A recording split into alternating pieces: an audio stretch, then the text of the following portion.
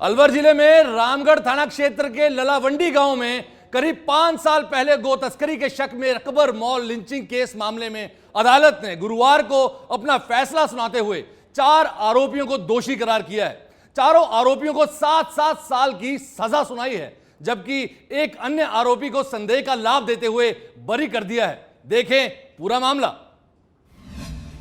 Akbar mob lynching case में 4 दोषी, चारों को 7-7 साल की सजा। आरोपियों पर लगाया 10-10 हजार का जुर्माना।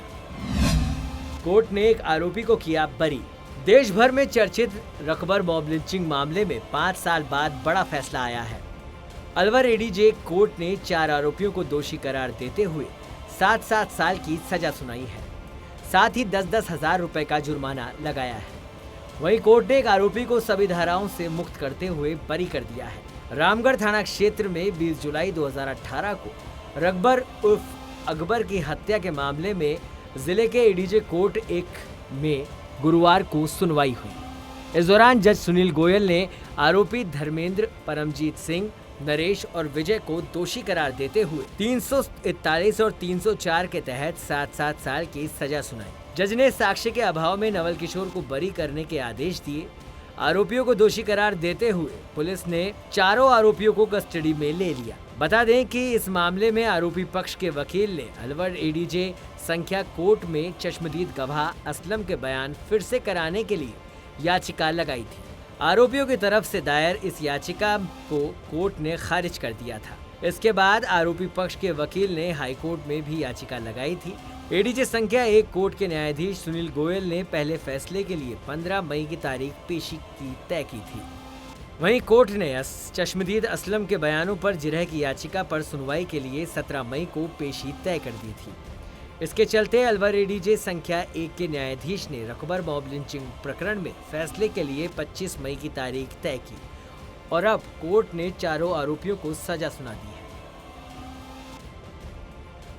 ऐसा है कि 147 से बरी कर दिया, 302 से बरी कर दिया सभी मुल्जिमान को, और नवल को सारी धाराओं से बरी कर दिया। धर्मेंद्र, परमजीत, नरेश और विजय को 304 और 341 के अंदर दोषी माना है।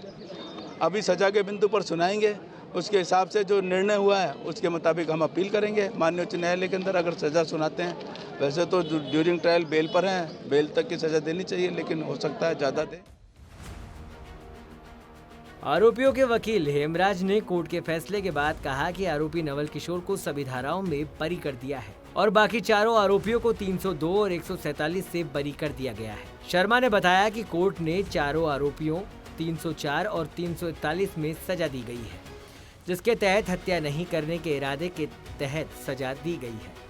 उन्होंने बताया कि कोर्ट के फैसले के आधार पर मॉब लिंचिंग का मामला साबित नहीं हो पाया है।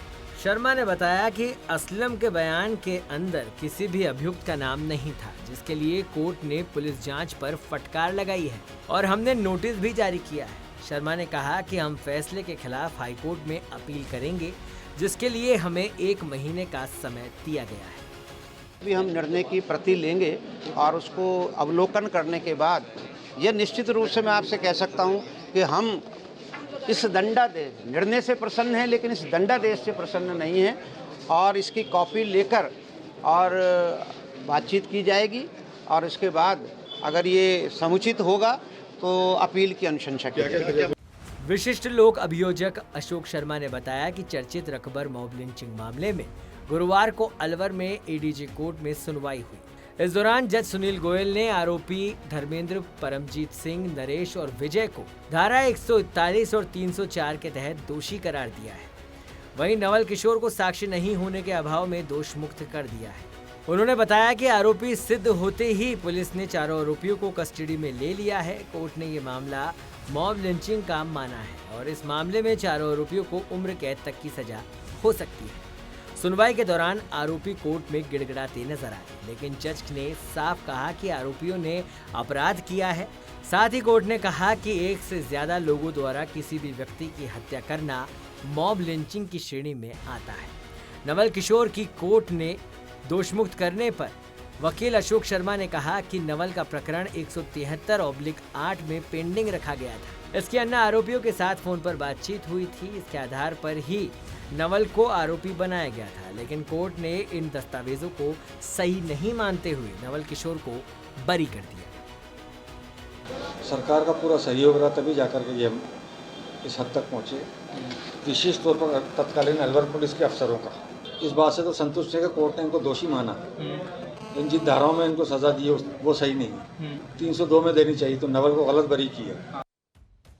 बता दें कि अलवर जिले के रामगढ़ थाना क्षेत्र में 20 जुलाई 2018 को रकबर उर्फ अकबर और उसके दोस्त असलम की गौ तस्करी के शक में भीड़ ने बेरहमी से पिटाई की थी, जिसमें असलम तो किसी तरह बचकर निकल गया था, लेकिन भीड़ की पिटाई से गंभीर घायल रकबर ने अलवर के जिला अस्पताल में उपचार के दौरान दम तोड़ दिया था।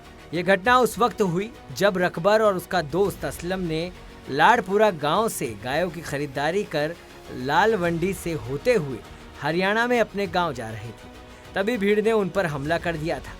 इस मामले में पुलिस ने धर्मेंद्र, परमजीत सिंह, नरेश, विजय और नवल को आरोपी मानते हुए गिरफ्तार किया था।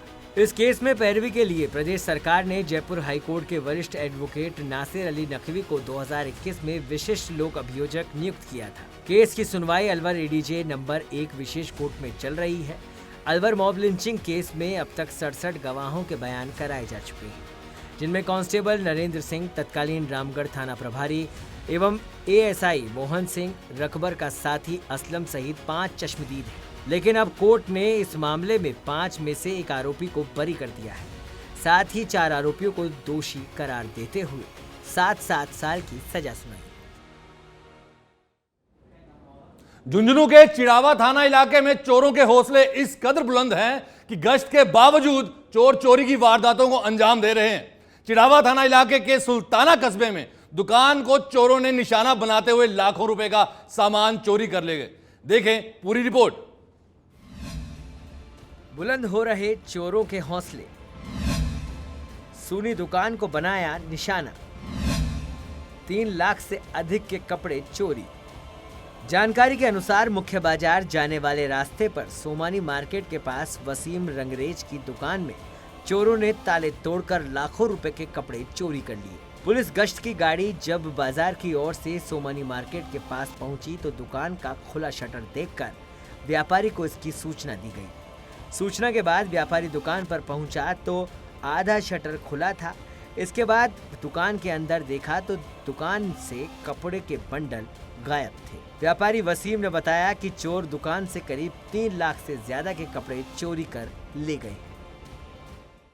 रात में 3:15 बजे पुलिस वालों को बुलायो, પછી मैं आकर देखते ना तो मेरा आधो शटर खुलो मिलो। પછી पुलिस वाला ने फोन किया, पुलिस वाला ने बुला के शटर को ऊपर करवाया तो महीना 10 रनी गायब मेरी तकरीबन 2.5-3 लाख रुपये माल गायब है। जब व्यापारियों को चोरी की घटना का पता चला तो व्यापारी इकट्ठा हो गए। चोरी की घटना को लेकर व्यापारियों में आक्रोश है। व्यापारी ने पुलिस की रात्रि गश्त पर सवाल उठाए हैं और कहा है कि लगातार हो रही इन घटनाओं से दुकानदारों में भय का माहौल बना हुआ है, जबकि पुलिस चोरों का सुराग नहीं लगा पाई है। पुलिस ने चोरों को जल्द पकड़ने की बात कहने के बाद व्यापारी शांत हुए हैं। इधर सीसीटीवी कैमरे में चोरी की वारदात कैद हुई है, जिसके आधार पर पुलिस ने चोरों की तलाश शुरू कर दी है। तो कोटा में कोचिंग स्टूडेंट सुसाइड के मामले रुकने का नाम नहीं ले रहे हैं। कुन्हाड़ी थाना क्षेत्र स्थित मामला जो आया है सामने, कमला उद्यान इलाके में रह रहे एक और कोचिंग छात्र ने सुसाइड कर लिया है। उसने हॉस्टल के कमरे में ही फांसी लगा ली। मई महीने के 24 दिनों में यह चौथा मामला है। छात्र नालंदा बिहार का रहने वाला था, तो बिहार के इस छात्र ने 1 महीने पहले ही कोटा ये जो आया और नीट की तैयारी कर रहा था। फिलहाल सुसाइड के कारणों का खुलासा ही नहीं हुआ। आखिर क्या है पूरा मामला, देखें पूरी रिपोर्ट। शिक्षा नगरी से बड़ी खबर, कोचिंग स्टूडेंट्स ने किया सुसाइड, हॉस्टल के कमरे में लगाई फांसी। मई महीने में सुसाइड का चौथा मामला। नालंदा बिहार का रहने वाला था छात्र, 1 महीने पहले ही आया था कोटा। कोटा में नीट की कोचिंग कर रहे स्टूडेंट ने सुसाइड कर लिया। वह पढ़ाई के लिए करीब 1 साल पहले कोटा आया था। छात्र कोटा के कुन्हाड़ी थाना इलाके में कमला उद्यान एरिया में रह रहा था। जानकारी के मुताबिक स्टूडेंट ने अपने रूम में ही फंदा लगा लिया था। पुलिस की जांच पड़ताल में स्टूडेंट के नोट्स के बीच एक लड़की को लिखे लेटर भी मिले हैं। कुन्हाड़ी थाना पुलिस ने कोचिंग छात्र के आत्महत्या प्रकरण को पुलिस ने प्रेम प्रसंग माना है। पुलिस ने छात्र के कमरे की तलाशी के दौरान कई लव लेटर बरामद किए हैं, जिसके आधार पर पुलिस ने प्रेम प्रसंग के चलते सुसाइड करना माना है। बता दें कि बीते दिनों ही बिहार के नालंदा निवासी छात्र ने कोटा में हॉस्टल में फंदा लगाकर सुसाइड कर लिया था, जिसकी जांच में पुलिस ने कई लव लेटर बरामद किए हैं। पुलिस को छात्र के कमरे की तलाशी के दौरान कई लव लेटर बरामद हुए हैं। अभी हमको प्रथम दृष्टया जो कागजात मिले उसके आधार पर मैं आपको बता रहा हूँ, बाकी अभी जांच की जाएगी। जांच में जो सामने आएगा उसके आधार पर देखा जाएगा। सुसाइड नोट नहीं है, सुसाइड नोट नहीं है, वो प्रेम प्रसंग के पत्र है, वो हमने जब्त कर लिए, उनके बारे में अनुसंधान कर रहे हैं। मृतक आर्यन बिहार में नालंदा के खोजपुरा का रहने वाला था। वह 12वीं का छात्र था और साथ में नीट की भी तैयारी कर रहा था। कोटा में वह कमला उद्यान इलाके के रेहान रेसिडेंसी में रहता था। बुधवार शाम को कोचिंग से आने के बाद वह अपने कमरे में गया, फिर रात तक बाहर नहीं आया। इस बीच परिजनों ने आर्यन को कॉल किया तो उसने रिसीव नहीं किया। इस पर परिजनों ने हॉस्टल के वार्डन को कॉल कर बताया। वार्डन ने आर्यन के कमरे का गेट खटखटाया तो वह अंदर से लॉक था। काफी देर तक गेट नहीं खुला तो पुलिस को सूचना दी गई। सूचना पर पुलिस मौके पर पहुंची और गेट तोड़ा तो आर्यन अपने कमरे में पंखे से लटका हुआ था। शव को नीचे उतारा, MBS हॉस्पिटल ले जाया गया, जहां डॉक्टर्स ने उसे मृत घोषित कर दिया। इसके बाद पुलिस ने परिजनों को भी सूचना दी। पुलिस ने आर्यन के कमरे को खंगाला तो उसके नोट्स के बीच कई लव लेटर मिले। जब पड़ताल की तो पता चला कि ये लेटर आर्यन ने किसी लड़की के नाम लिखे थे। हालांकि पुलिस ने अभी सुसाइड के कारणों का खुलासा नहीं किया है, लेकिन लेटर मिलने के बाद वह इस एंगल की भी जांच कर रहे हैं। गौरतलब है कि मई के 24 दिन में यह चौथा मामला है जब कंपटीशन की तैयारी कर रहे स्टूडेंट ने खुदकुशी कर ली। 8 से 11 मई के बीच 3 स्टूडेंट ने सुसाइड किया था। 12 दिन बाद एक और स्टूडेंट ने अपनी जान दे दी है। मृतक के परिजनों के आने के बाद आगे की कार्रवाई की जाएगी।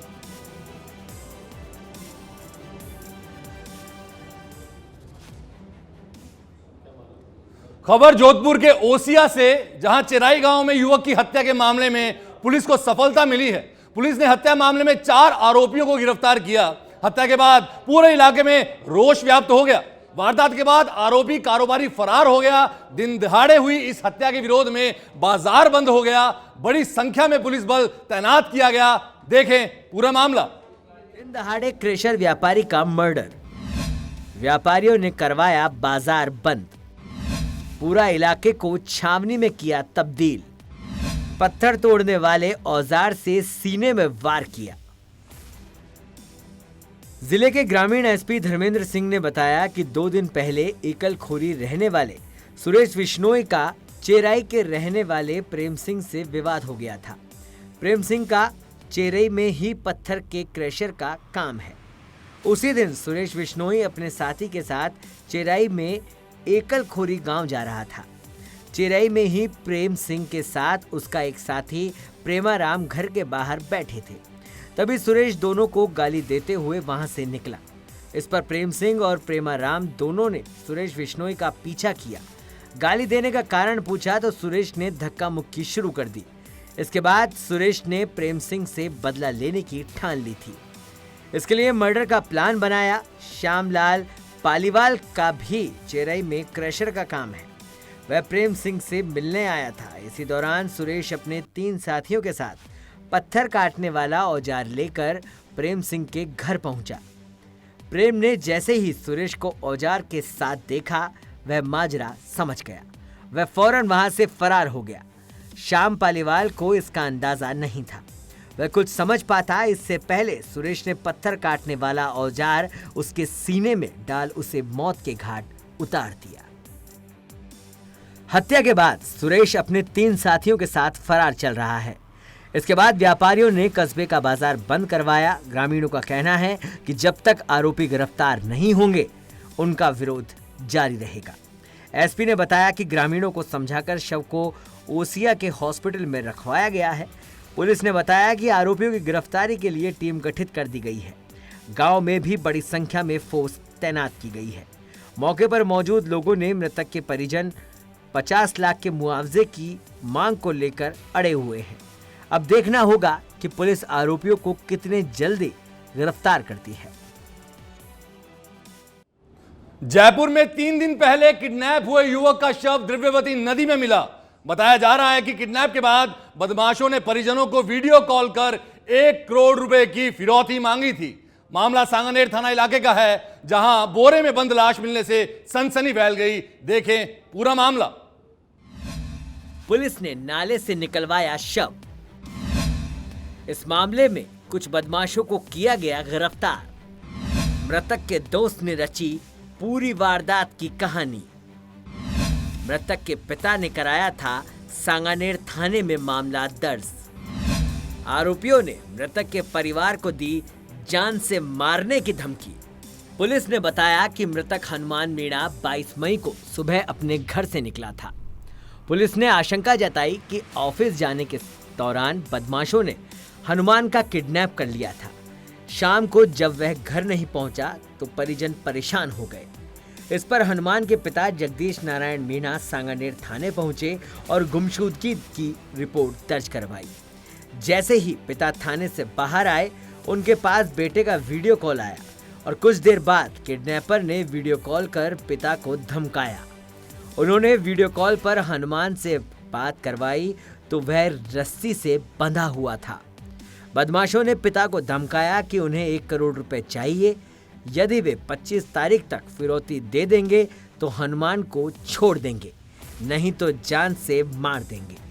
इधर जब फिरौती की रकम बदमाशों तक नहीं पहुंची तो उन्होंने हनुमान का मर्डर कर शव को बोरे में डाल नदी में फेंक दिया। ब्रजभान सिंह ने रिकॉर्डिंग किया उसका अपने फ्लैट में, और सेकंड डे अजमेर रोड पे भाकोटा से आगे जाने के बाद में उसको वीडियो कॉल किया और वहाँ से इसने फिरौती की डिमांड की। हाँ, ताकि पुलिस को कंफ्यूज कर सके, और ये लोकेशन भी बार बार बदल रहे थे। इसको जब 10 मिनट बाद में उनको पता लग गया कि डेथ हो गई, वो हिलना डुलना बंद हो गया। बता दें कि बदमाशों ने सांगानेर थाना क्षेत्र के ही चीलगाड़ी रेस्टोरेंट के पास बने एक फ्लैट में हनुमान को बंधक बना रखा था। पुलिस ने गुरुवार सुबह दबिश देकर यहां से 7 बदमाशों को हिरासत में लेकर पूछताछ शुरू कर दी। पुलिस पूछताछ में 3 आरोपी दिवाकर टाक, योगेंद्र और ब्रजभान को गिरफ्तार कर चुकी है।